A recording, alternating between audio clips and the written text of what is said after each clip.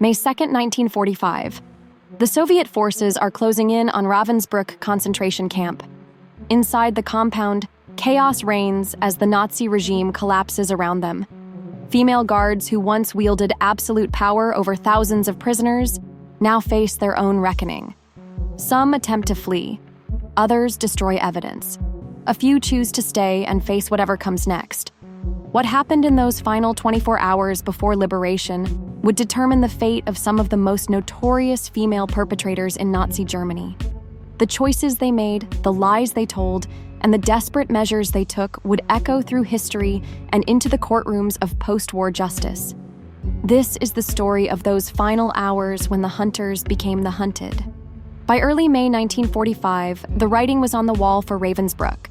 The concentration camp, located about 50 miles north of Berlin, had served as the primary detention center for female prisoners since 1939. Now, with Allied forces advancing from all directions, the camp's administrative machinery was grinding to a halt. The sound of distant artillery had been growing louder for days. Camp Commandant Fritz Surin knew that evacuation was no longer a possibility. It was a necessity. But the logistics of moving tens of thousands of prisoners while maintaining operational security presented an almost impossible challenge. Among the female guards, panic was beginning to set in. These women, who had spent years implementing the brutal policies of the Reich, suddenly found themselves facing an uncertain future. Many had joined the camp system for economic reasons, drawn by steady wages and housing during wartime. Others had been motivated by ideological fervor. Now, regardless of their original motivations, they all faced the same terrifying prospect: capture by Allied forces. The camp housed approximately 550 female guards at its peak, ranging from senior supervisors to newly recruited auxiliaries. These women came from diverse backgrounds: former factory workers, domestic servants, nurses, and even some with higher education. What united them was their willing participation in a system designed to dehumanize and eliminate those deemed undesirable by the Nazi regime. Oberaufseherin Johanna Langefeld had already been transferred away from the camp months earlier, but her replacement, Maria Mandl, remained in charge of the female guard contingent. Mandl, an Austrian woman who had earned a reputation for particular cruelty, understood that her actions at Ravensbrück would likely result in serious consequences if she fell into Allied hands. The Austrian-born Mandl had arrived at Ravensbrück in 1938 and quickly established herself as one of the most feared figures in the camp. Her methodical approach to prisoner management had earned her rapid promotion through the ranks. She was known for her meticulous record-keeping and her ability to maintain discipline among both prisoners and guards. But it was her personal involvement in selections for punishment and elimination that would later make her one of the most wanted war criminals. The camp's records department worked frantically to destroy documentation. Thousands of files detailing medical experiments, execution orders, and prisoner transfers were fed into furnaces. The smoke from burning documents created a haze that hung over the compound, a visible symbol of the regime's desperate attempt to erase its crimes. The destruction of evidence was not random but carefully orchestrated. Priority was given to eliminating documents that directly implicated specific guards in particular atrocities. Personal files, correspondence, and disciplinary records were burned first, followed by operational documents and prisoner records. The guards understood that these papers could serve as evidence in any future legal proceedings, but the female guards faced a more immediate problem than document destruction. Unlike their male counterparts, who might blend into the general population of defeated German soldiers, the women guards were a distinctive group. Their uniforms, their positions, and their faces were known to thousands of surviving prisoners who could potentially identify them. The camp's proximity to Berlin made the situation even more precarious. The capital was under siege, and refugees were streaming through the area in increasing numbers. The roads that might have served as escape routes were clogged with military vehicles, civilian refugees, and the remnants of government officials fleeing the advancing Soviet forces. Some guards began discussing escape plans. The idea of fleeing eastward, away from the advancing Soviets, became increasingly appealing, but the roads were clogged with refugees, and travel without proper documentation was dangerous. German military police were still active in some areas, and desertion remained a capital offense. The guards' quarters became centers of whispered conversations and desperate planning. Maps were studied, routes were discussed, and alliances were formed and broken as women calculated their chances of survival. The solidarity that had existed among the guards during their years of service was beginning to fracture under the pressure of imminent capture. As night fell on May 1st, the tension in the guards' quarters was palpable. Tomorrow would bring decisions that would determine their survival or their doom. The careful hierarchy that had defined their professional relationships was dissolving, as each woman focused on her own desperate circumstances. The night of May 1st to 2nd became a turning point for many of the female guards at Ravensbruck. As darkness fell, small groups gathered in barracks and administrative buildings, whispering about options that seemed to grow more limited by the hour. Dorothea Binz, one of the most feared guards in the camp, spent the evening in her quarters systematically destroying personal items that might link her to specific atrocities. Binz, who had started as a trainee guard in 1939 and risen through the ranks, understood that her reputation preceded her. Prisoners had nicknamed her the Binz and spoke of her involvement in selections for the gas chambers that had been constructed in early 1945. The 24-year-old Binz had joined the camp system straight from her work as a domestic servant. Her rise through the ranks had been meteoric, driven by her willingness to implement even the most brutal policies without question. She had developed a reputation for creative punishments and had been personally involved in the selection of prisoners for medical experiments. Her youth and apparent enthusiasm for her duties had made her particularly notorious among the prisoner population. Unlike some of her colleagues who were paralyzed by indecision, Binz took action. She gathered civilian clothes and false identification papers that had been prepared weeks earlier. Her plan was simple: shed her uniform, assume a false identity, and disappear into the chaos of collapsing Germany. The false papers had been obtained through a network of connections that extended beyond the camp. Some guards had used their positions to cultivate relationships with local officials, black market dealers, and even resistance members who could provide documentation for the right price. The irony that some guards were now dependent on the very underground networks they had once persecuted was not lost on the more thoughtful among them. Other guards chose different paths. Some, particularly those from the local area, decided to return to their families and hoped that their service at the camp would be forgotten or overlooked. They reasoned that female guards might be treated more leniently than their male counterparts, and that the chaos of the German collapse would provide cover for their escape. Greta Bossel, a senior guard who had been at the camp since 1940, chose this approach. She had maintained contact with her family in the nearby town of Fürstenberg throughout her service and believed that returning home would provide the best chance of avoiding capture. Bossel had been involved in the camp's administrative operations and had detailed knowledge of the prisoner transport system. Her hope was that her lack of direct involvement in the most brutal aspects of the camp's operations would protect her from serious consequences. But not all guards were thinking of flight. A small group led by senior guard Elizabeth Clem made a calculated decision to remain at their posts.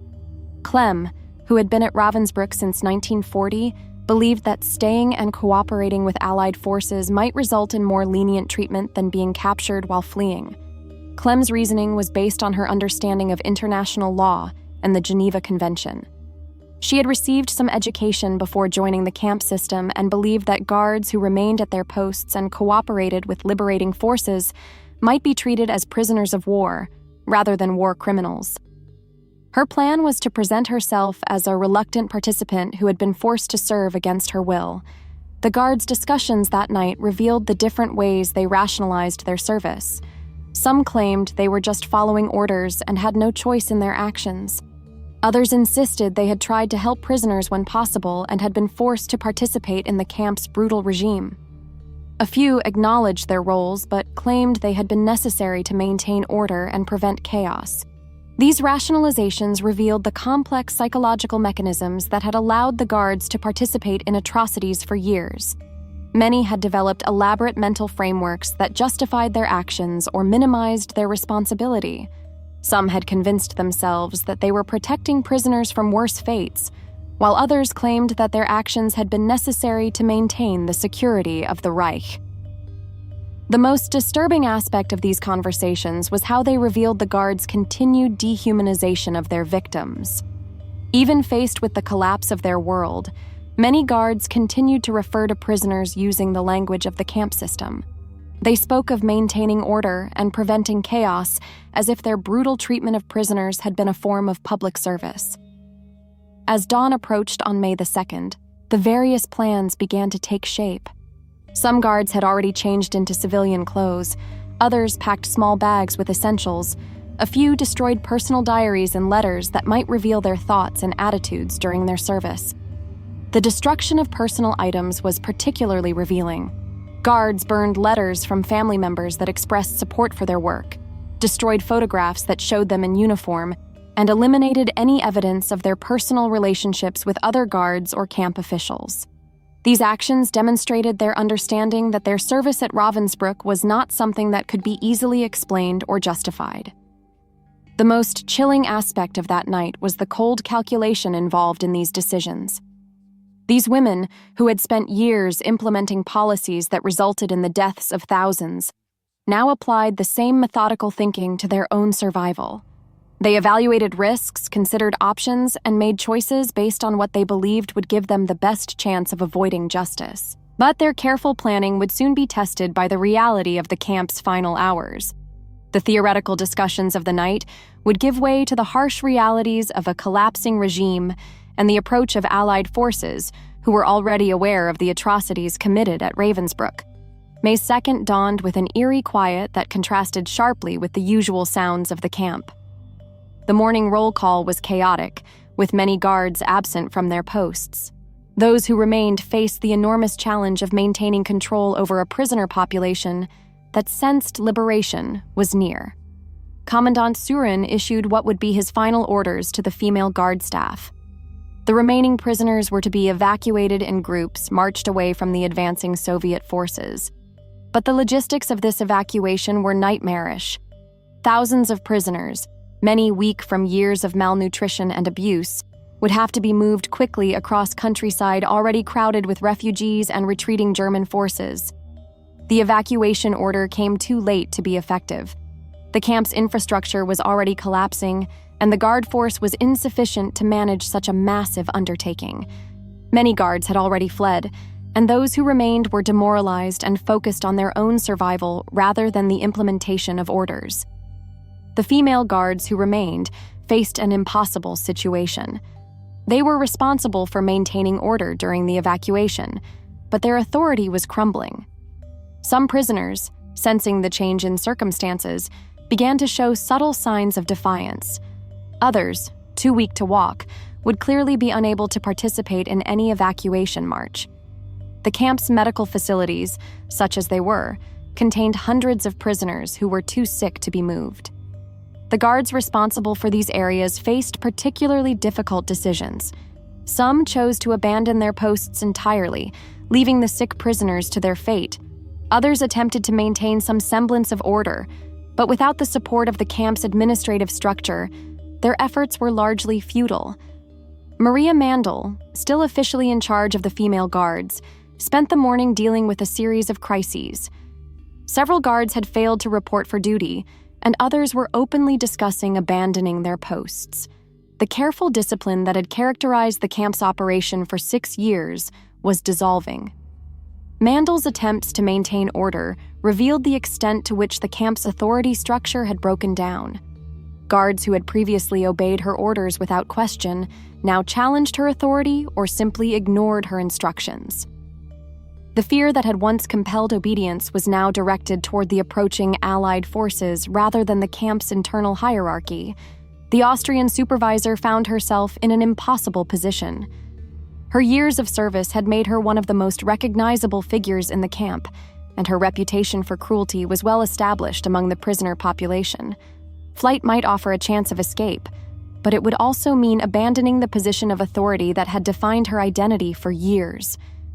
The evacuation began in the early afternoon. Columns of prisoners, guarded by the remaining female guards, began leaving the camp, but the process was chaotic and incomplete. Many prisoners, particularly those in the camp's makeshift hospital, were too sick to be moved. Others, sensing that liberation was imminent, attempted to hide or delay their departure. The first evacuation column consisted of approximately 2,000 prisoners under the guard of about 50 female guards. The ratio of guards to prisoners was far lower than what had been maintained during the camp's normal operations, reflecting the depletion of the guard force. The guards who participated in this evacuation were mostly those who had been unable or unwilling to flee during the previous night. The evacuation route led northwest, away from the advancing Soviet forces, but the roads were already crowded with military vehicles and refugees, making progress slow and difficult. The guards found themselves struggling to maintain control over their prisoner columns while navigating the chaos of Germany's collapse. For the female guards participating in the evacuation, the march represented their last official act as representatives of the Nazi regime. Some took this opportunity to commit final acts of cruelty, beating prisoners who moved too slowly or fell behind. Others seemed to recognize that their time was ending and showed uncharacteristic restraint. The behavior of individual guards during the evacuation revealed the range of responses to the regime's collapse. Some guards, particularly those who had been most enthusiastic supporters of Nazi ideology, seemed unable to accept that their world was ending. They continued to treat prisoners with the same brutality they had shown for years, as if maintaining their authority could somehow preserve the system they had served. Other guards began to show signs of the psychological strain they had been under for years.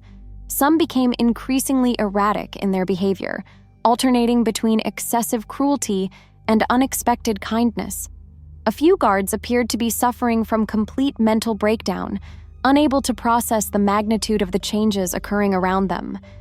The evacuation routes became scenes of tragedy.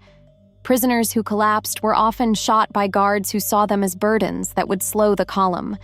The roads became littered with bodies, creating a gruesome trail that would later serve as evidence of the guards' actions during the camp's final hours.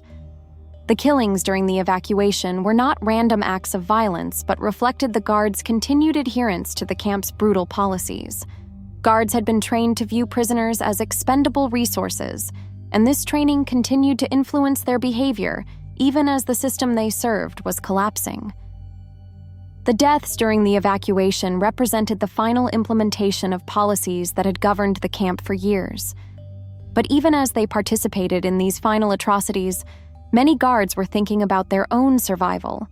Some used the confusion of the evacuation to slip away from their columns and disappear into the countryside. Others remained with their prisoner groups, perhaps hoping that their presence during the evacuation would be seen as evidence of their cooperation with orders rather than personal malice. The irony was stark. As they marched prisoners away from Ravensbruck, the female guards were also marching toward their own uncertain fate. The very roads they traveled would soon be controlled by Allied forces, and the uniforms they wore would mark them as war criminals. As the evacuation continued through the afternoon and evening of May the 2nd, the relationships between the female guards began to fracture under the enormous pressure. The solidarity that had existed among them during their years of service dissolved as each woman focused on her own survival. Some guards began pointing fingers at their colleagues, claiming that others had been more brutal or more enthusiastic in their duties. These accusations, made in whispered conversations during brief rest stops, revealed the depth of fear that had gripped the group. Women who had worked together for years were now prepared to betray each other if it might improve their own chances of lenient treatment. The breakdown of loyalty among the guards was not entirely surprising. The camp system had always encouraged competition and suspicion among staff members as a way of maintaining control.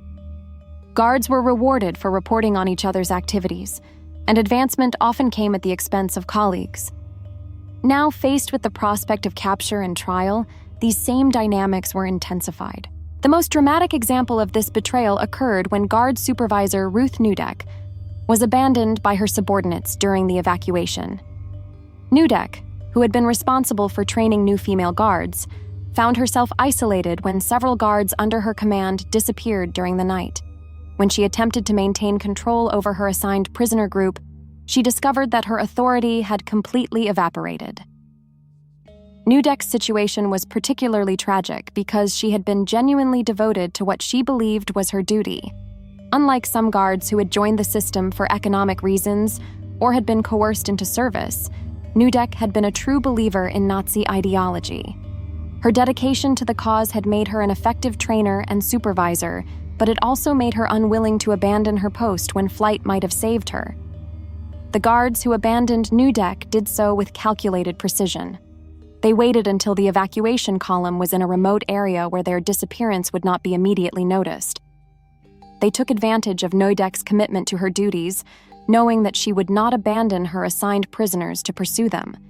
Their betrayal was not emotional but strategic, designed to improve their own chances of escape. Other guards attempted to ingratiate themselves with prisoners, suddenly offering food or water to people they had previously tormented. These gestures were transparently self-serving, but they demonstrated how quickly the power dynamics within the camp had shifted. Guards who had once held absolute authority over prisoners' lives now found themselves dependent on those same prisoners' potential testimony about their behavior. The most calculating example of this behavior came from guard Hildegard Lachert, who had been known for her particularly sadistic treatment of prisoners.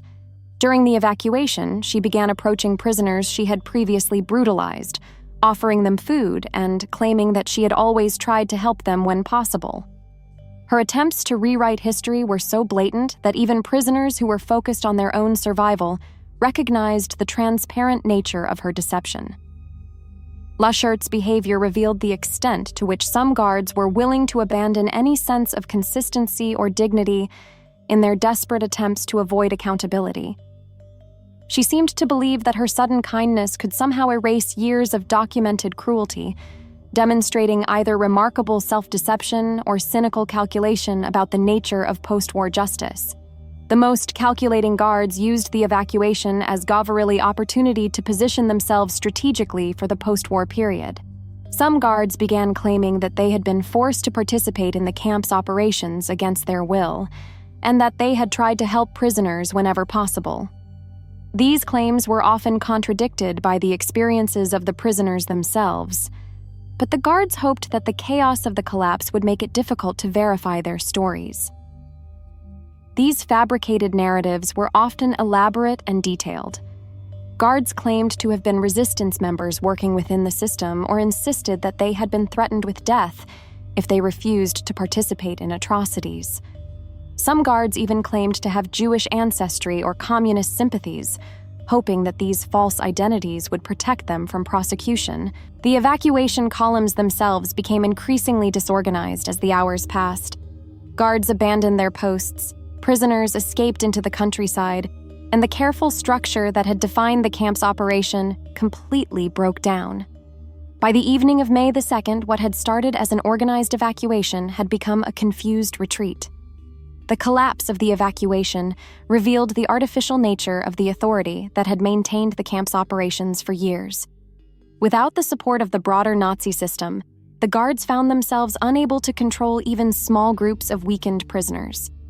The fear and brutality that had maintained order within the camp were ineffective in the chaos of Germany's collapse.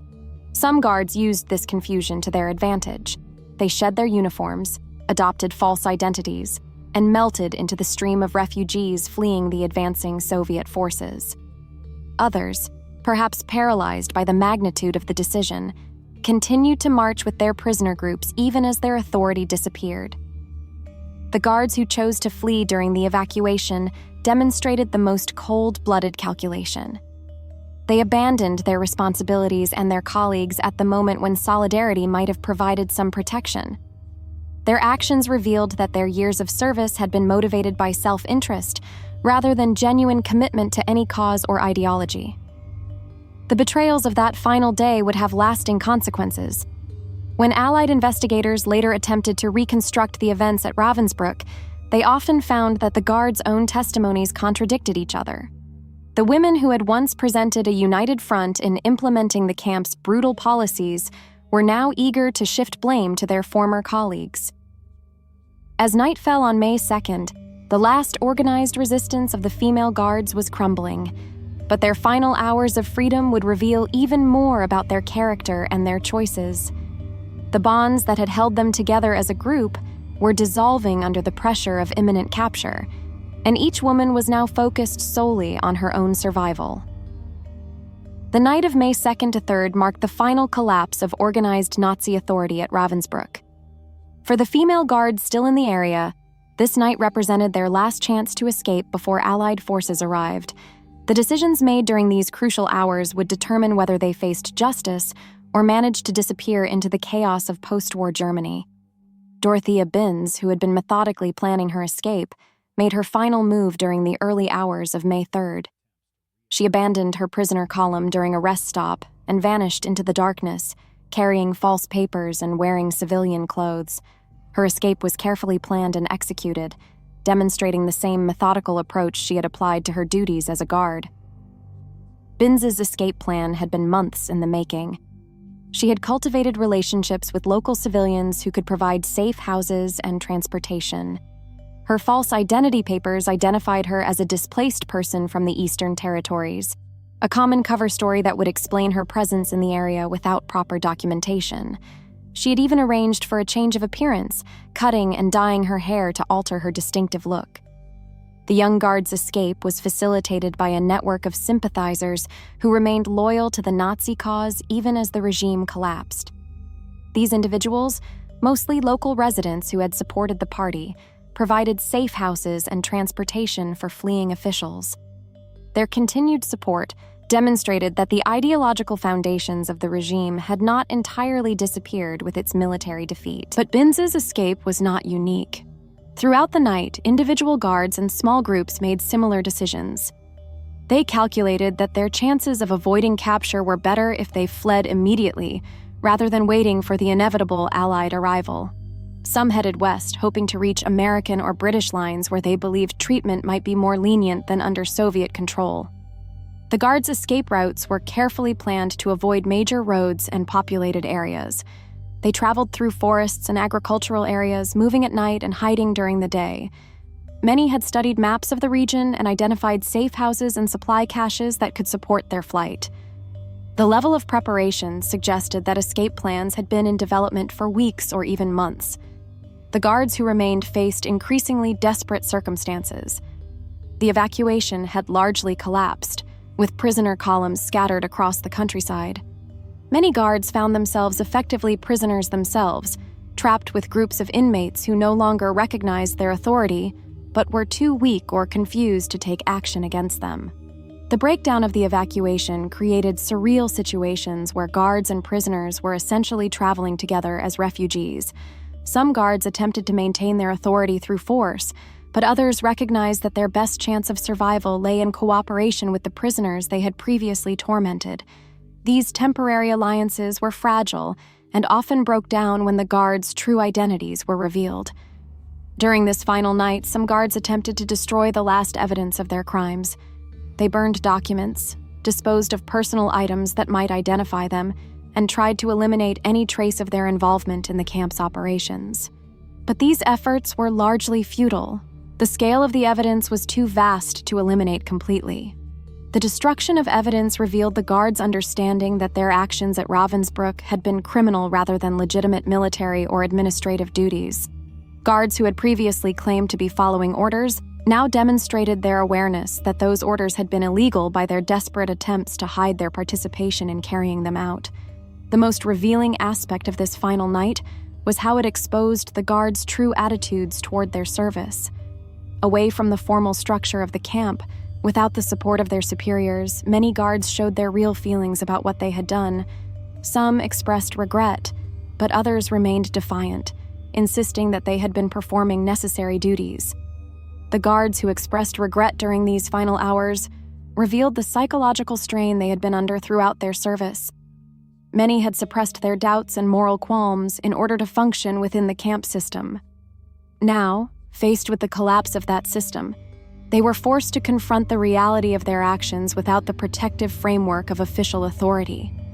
A few guards made desperate attempts to reinvent themselves during these final hours. They claimed to have been resistance members working within the system or insisted that they had been forced to serve against their will.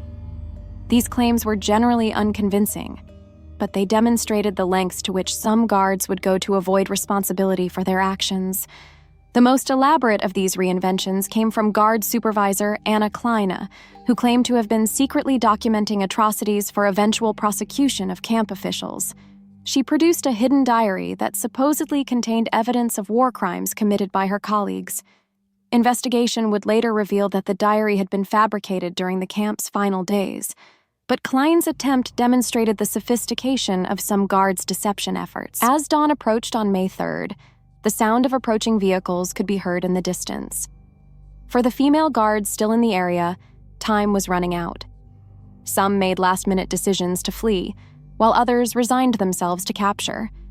A few attempted to blend in with the prisoner population, hoping that their captors would not be able to distinguish between guards and inmates. The guards who attempted to disguise themselves as prisoners faced the immediate problem of their physical condition. Years of adequate nutrition and relative comfort had left them obviously different from the malnourished and sick prisoners they were trying to impersonate. Their attempts at disguise were generally unsuccessful and often resulted in violent confrontations with actual prisoners who recognized them. The final hours before liberation revealed the full spectrum of human behavior under extreme pressure.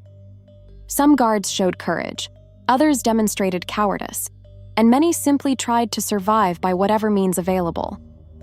But regardless of their individual responses, they all faced the same inevitable conclusion. Their time as instruments of the Nazi regime was ending. The approaching liberation forces represented not just military defeat, but moral judgment. The guards understood that they would be held accountable, not just for their actions, but for their choices. The system they had served was collapsing, and they would have to answer for their participation in its crimes as individuals rather than as representatives of state authority. May 3, 1945, brought the end of Ravensbruck as a functioning concentration camp. Soviet forces arrived to find a scene of devastation and chaos. The carefully organized system that had operated for 6 years had completely collapsed, leaving behind evidence of systematic brutality and the scattered remnants of both the guard force and the prisoner population. The Soviet liberators faced the enormous task of sorting through the confusion. They encountered thousands of prisoners who remained in the camp or in the surrounding area, many requiring immediate medical attention. The guards who had not fled were mixed among the prisoners, some still in uniform, others having changed into civilian clothes or even prisoner garb. The first Soviet units to reach the camp were advanced reconnaissance forces who were not prepared for the scale of what they discovered. The evidence of systematic murder, medical experiments, and brutality was overwhelming. The soldiers, hardened by years of combat, were shocked by the conditions they found and the stories told by survivors. The camp's liberation was not a single event, but a process that unfolded over several days. Soviet forces secured the immediate area, established medical facilities for survivors, and began the complex task of identifying and processing the various groups of people they found. The distinction between guards, prisoners, and civilians was not always immediately clear. The identification of former guards became a crucial task for the Allied forces. Surviving prisoners played a vital role in this process, pointing out guards who had been particularly brutal or who had tried to disguise their identities. The guards' attempts to blend in with the prisoner population were largely unsuccessful, as their physical condition and demeanor often betrayed their true roles. The prisoner identification process was complicated by the fact that many survivors were too weak or traumatized to provide coherent testimony immediately. Some prisoners were reluctant to identify guards, fearing retaliation even after liberation. Others were eager to point out their tormentors, but were sometimes mistaken in their identifications due to the stress and confusion of the situation. Maria Mandel, who had remained in the area longer than many of her subordinates, was among the first senior guards to be identified and arrested.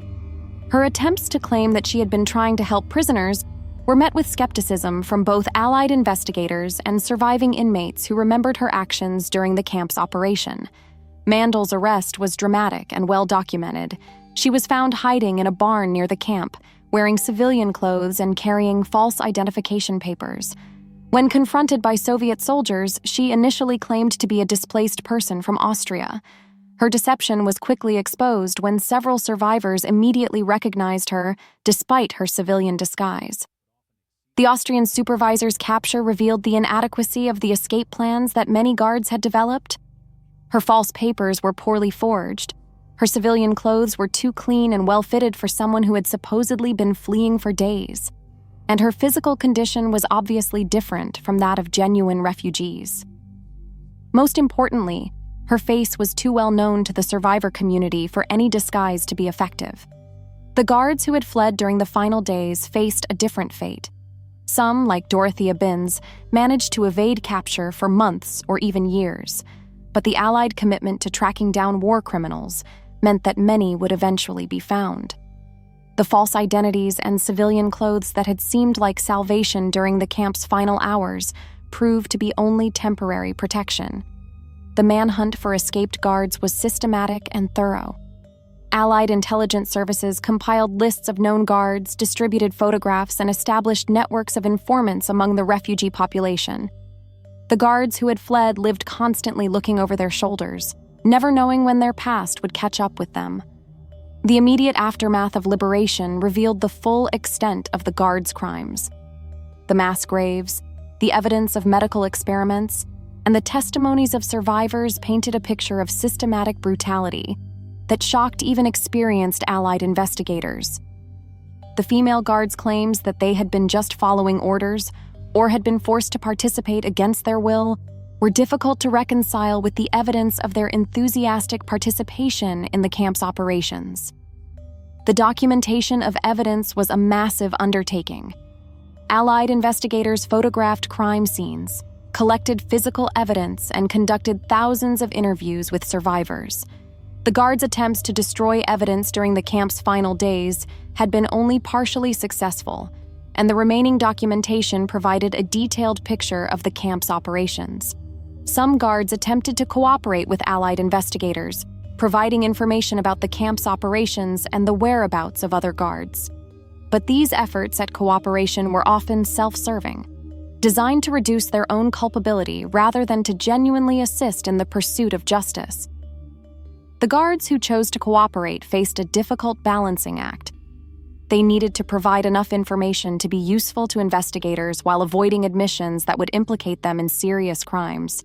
Many guards attempted to portray themselves as reluctant participants who had been forced to follow orders while simultaneously providing detailed information about the actions of their colleagues. The arrest and interrogation of the guards marked the beginning of a legal process that would continue for years. The evidence gathered during these initial investigations would form the basis for war crimes trials that would hold the guards accountable for their actions. But the immediate priority was simply to establish what had happened and to ensure that those responsible did not escape justice. The liberation of Ravensbruck and the capture of its guards represented more than just the end of one concentration camp.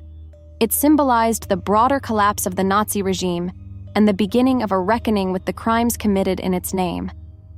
For the female guards, their final 24 hours of freedom had determined whether they would face that reckoning immediately or after a period of flight and hiding. The captured guards found themselves in a completely reversed situation from their years of service.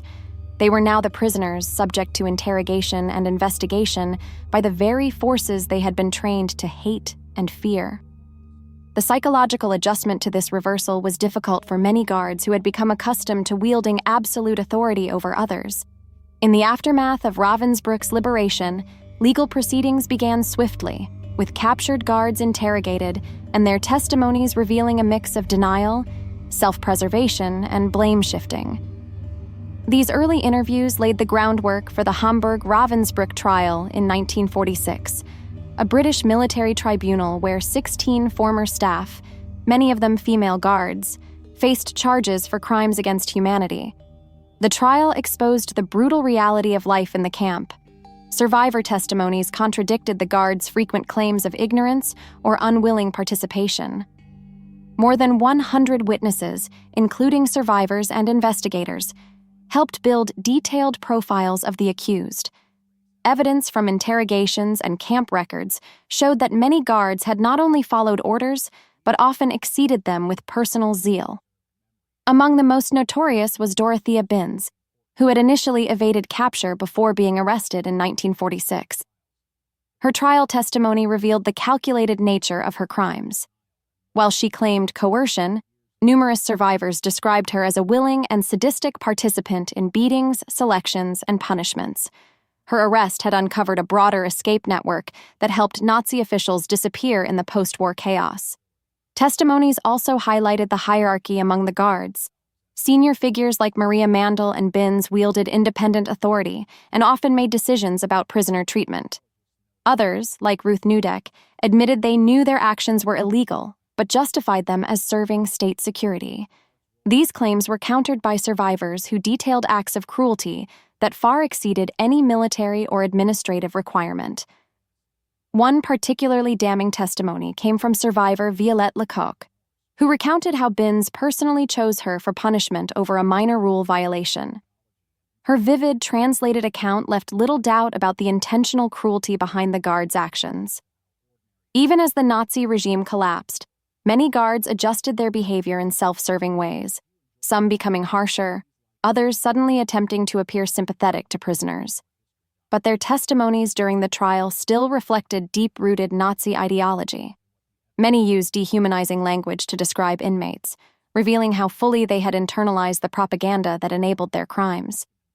Mandel's own defense, that she had tried to protect prisoners, was contradicted by both survivor accounts and documentary evidence, including execution orders she signed. Her trial, like others, illustrated the stark contrast between what the guards claimed and what the evidence revealed. Despite efforts to destroy records in the camp's final days, investigators were able to piece together enough documentation and witness testimony to establish a clear pattern of systemic brutality. The trials proved that the guards were not passive participants but active, willing agents of Nazi violence.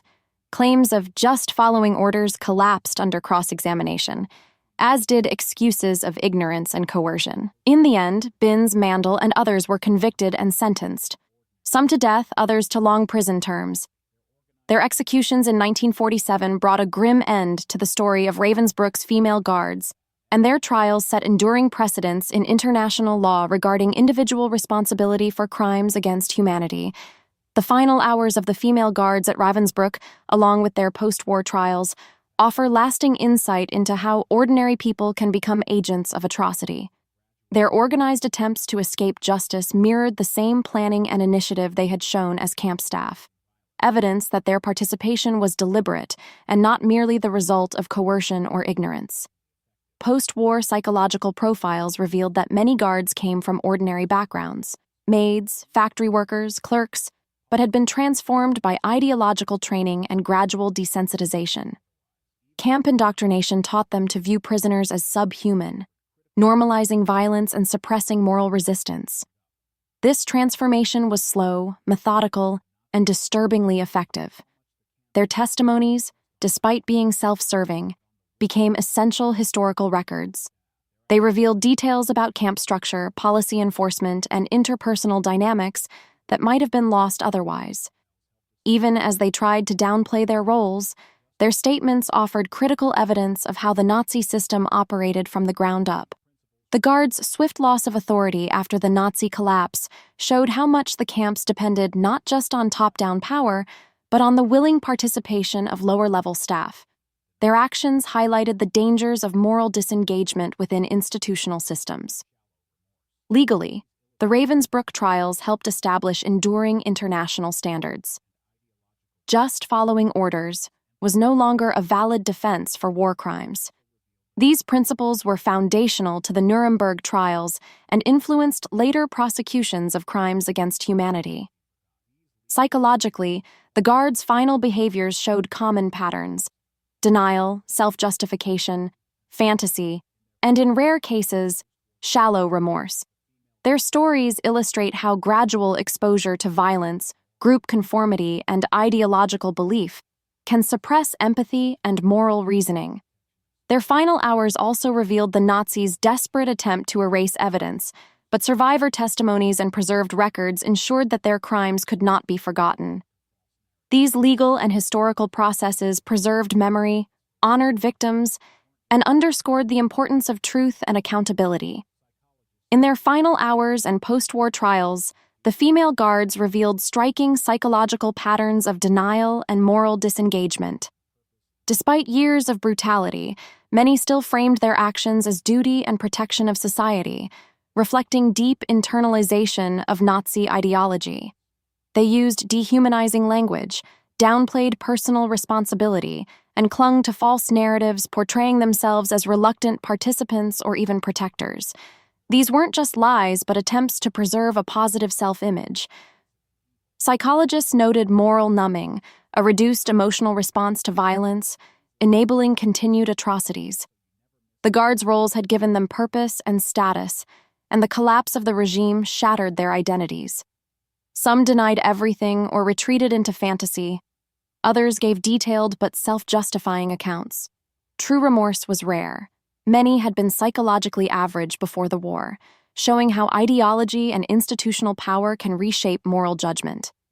Their final behavior offers a chilling insight into how ordinary individuals become complicit in evil and struggle to face it when the system falls apart.